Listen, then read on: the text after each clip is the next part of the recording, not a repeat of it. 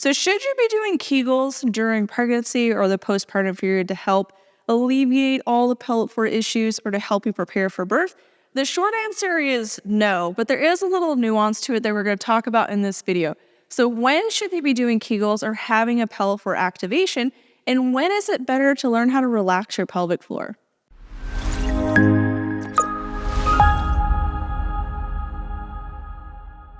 In this video, we're going to be talking about what you should be doing to prepare your pelvic floor for birth and to help it recover in the postpartum period that's beyond the Kegel. So no, you should not be doing just a bunch of Kegels at stoplights to help prep your pelvic floor or to help alleviate any issues that you may be having. There's a lot more to it. And for those of you that don't know me, my name is Gina. I'm a perinatal fitness trainer here at MamasteFit, which is a perinatal fitness training company. We're located in Aberdeen, North Carolina, and we're an in-person training facility where we help you move throughout your pregnancy and recover after birth in the postpartum period. We also offer a lot of online fitness programs. If you want to work out with us but you don't live in our beautiful town, that is available to you in addition to childbirth education courses. And so we're going to talk about the pelvic floor, which is the base of our core canister. It sits down at the bottom of our pelvis to help support our pelvic organs, to help us maintain continence, so keeping fluid and all these other things in or releasing to let them out. It provides a lot of roles for sexual function, so it helps us orgasm, and also needs to relax and release when it comes to childbirth. And there's a ton of functions that our pelvic floor is providing, but for whatever reason, the only solution that you tend to be given to help correct any issues that you may be having with your pelvic floor or to help prepare for the pelvic floor for birth is to do a ton of Kegels. So first, what is a Kegel? So a Kegel is a pelvic floor activation. So as we lengthen to lower and to stretch the pelvic floor, a Kegel is the shortening and lifting up in it. It would be similar if I was doing a bicep curl. So I would lengthen and straighten my arm. This would be the lengthening portion of our pelvic floor's movement. And then when I shorten or curl my bicep up, this would be the Kegel type motion. Now, for a lot of us, we may be told to do just tons of quick Kegels, so lots and lots of shortening, lots and lots of tightening. You may have been told to do like 500 Kegels at every stoplight that you get into, or try to stop your pee as you're sitting down on the toilet. But all the Kegel is a portion of the overall range of motion that we want our pelvic floor to be able to move through. So similar as I want my bicep to be able to lengthen and to stretch for functional movement, I also want the bicep curl to be able to happen as well. So I want both the shortening and the lengthening of my bicep, all of the other muscles within my body, to include my pelvic floor. So if all you were doing is tightening and shortening and shortening and shortening your pelvic floor, it's probably going to be really tight. And it's important to understand that tight does not equal strong.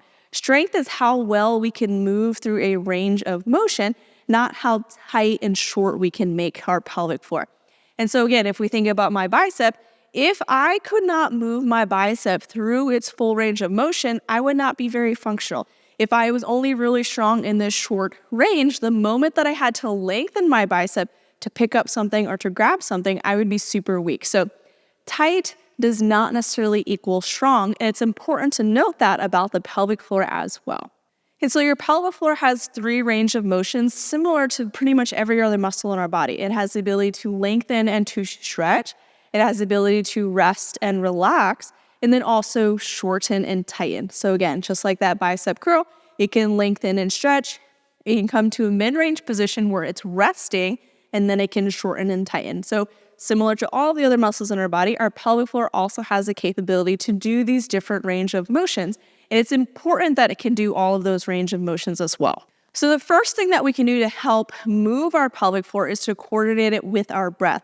And so when I inhale, my abdominal cavity is going to expand as my diaphragm moves down. And so this is going to increase pressure in my abdominal cavity and increase the length of my pelvic floor. So I inhale, diaphragm moves down and increases pressure down onto the pelvic floor to stretch and lengthen it. And then when I exhale, it can either relax and just recoil back in, or I can exhale to shorten and tighten to lift the pelvic floor up and in. And so inhales are a state of tension. They're moving down to stretch. And then we can exhale to relax or exhale to lift up and in with the pelvic floor to kind of counter that increase in pressure. And so with that lengthening of the pelvic floor, it's being stretched and it's gathering energy, similarly to having like a rubber band. And so when we're inhaling, that pelvic floor is moving down and it's stretching and gathering energy similar to a rubber band. So a rubber band that's super stretched out would not be a state of relaxation or a state of release. It would be a state of tension, because when I release the rubber band, it's going to recoil back to its resting position, which is what should happen to the different muscles within your body, to include the pelvic floor. So we inhale to stretch the pelvic floor to move it down, and then we can exhale to relax, which is just going to allow the pelvic floor to recoil back to its normal resting position, or we can exhale to contract to lift up and in. So the question now should be, well, when should I relax versus when should I contract my pelvic floor with my exhalations? If you're just sitting around and just existing, or you're really focusing on pelvic floor relaxation, then we would just exhale to relax. So you can be in restorative position.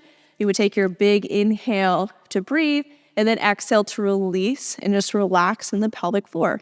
And so if I was just focusing on releasing tension in my pelvic floor, and this could be a great way to prepare for birth by learning how to release tension, we can start in different restorative positions. So first we can start in a position like a deep squat, where the legs are a little bit wider. And I would inhale to feel my pelvic floor push down into the yoga block, feel stretching and lengthening in it. And then I would just exhale to just release tension and relax. So I'm not lifting up and in, I'm not Kegeling, or I don't have a pelvic floor activation. I'm just letting go. So big inhale to feel the pelvic floor move down, and then exhale to just let go and release. If you're having a hard time feeling it in your pelvic floor, it may be helpful to round in the back just a little bit. It helps to target the back half of the pelvic floor, which for a lot of us tends to be a little bit tighter.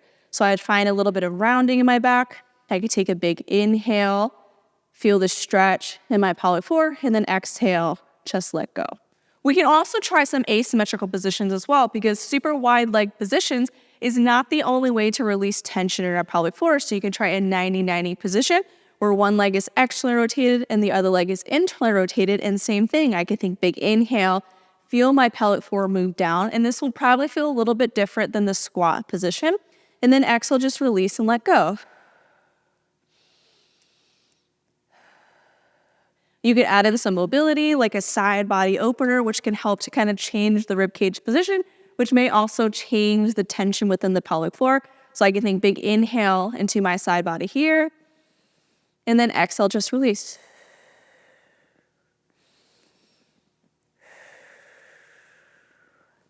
And then you can find a position like hero's pose, where the legs are internally rotated, which would be the opposite of the squat position. So knees are in, ankles are out, and you could sit down on a yoga block for a little bit of support. And from here, I can find a little bit of rounding in my back. I can take my big inhale, feel my pelvic floor move down and push into the yoga block, and exhale, just relax and let go.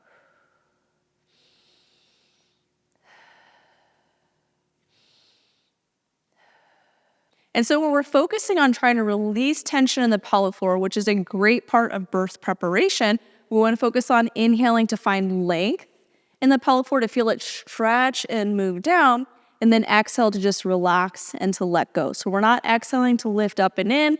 We're not always contracting and pulling the pelvic floor up. Sometimes we just want to exhale to let go. And you can try that in a variety of hip positions, where the legs are wide, asymmetrical positions, and also internal rotation of the legs. If you want a little bit more, we do weave in a lot of pelvic floor relaxation exercises into our prenatal fitness program. And we also have a pelvic floor prep for birth program that you can join, which goes over a ton of different relaxation exercises that you can do to release tension in the pelvic floor, because the pelvic floor does not push your baby out. It really just needs to get out of the way to allow your uterus to push your baby out for you. But now, when should you have a Kegel or a pelvic floor activation? We want to activate and contract to lift up and in with the pelvic floor to counter an increase in pressure. And so this is going to happen when we're exerting ourselves or during exercise. And so during exercise, we are not clenching our pelvic floor and holding it tight the whole time. We do want it to move based on what we are doing with our movement. And so when we inhale, the pelvic floor is lengthening and stretching, and it's gathering that energy. And so it's an eccentric movement, which means we're lengthening to stretch the musculature. We tend to be a lot stronger in the lengthening portions of our movements.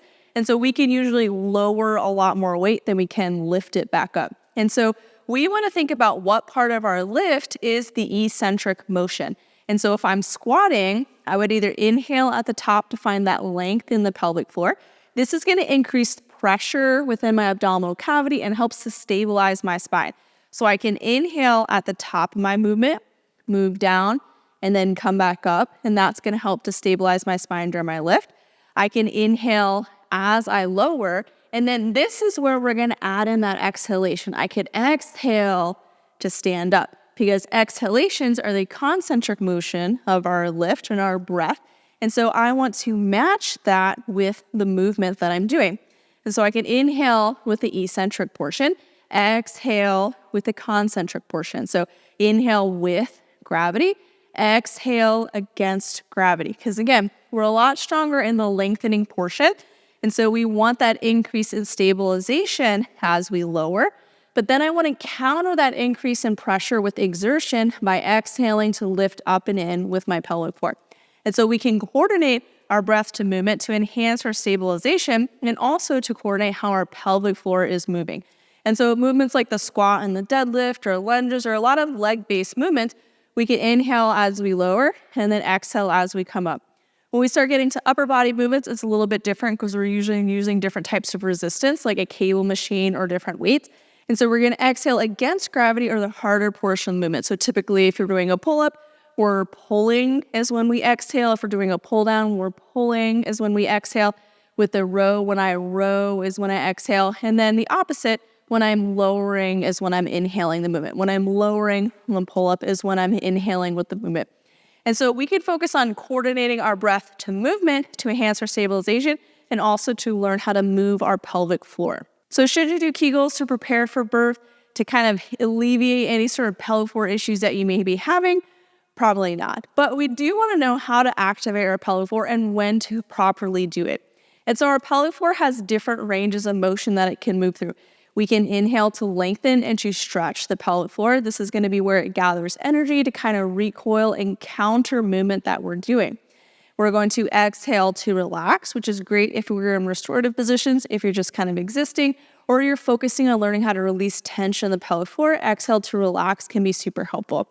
The opposite thing that you can do is you can exhale to lift up and in or contract. So this is where we have that pelvic floor activation or that Kegel type motion. But we want to do it when we're exerting ourselves to help counter that increase in pressure. So now we don't necessarily want to do our strongest Kegel and our strongest pelvic floor activation ever, every single time that we activate within our pelvic floor or every single rep. We want to match the demand to whatever is going on. So we want to match the activation to the demand. And so I'm going to inhale to lengthen, exhale to contract, to lift my pelvic floor up and in based on how much weight I'm lifting, how much stabilization that I need from my pelvic floor.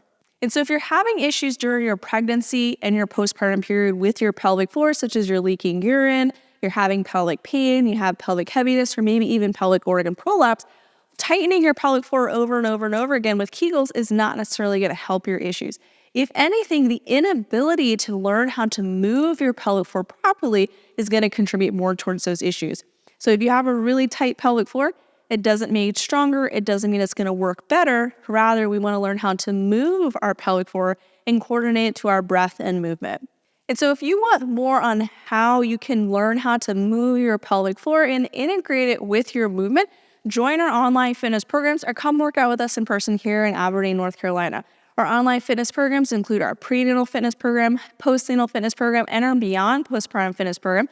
So you can work out with us throughout your entire conception journey. So there's obviously a lot more nuance to whether or not you should Kegel. The answer is typically no, but we do want to learn when it is appropriate to have a pelvic floor activation because it can increase your physical gains. If you like this video, be sure you like and subscribe to our channel so you get notified whenever we release new videos. We try to release at least 1 or 2 new videos every week.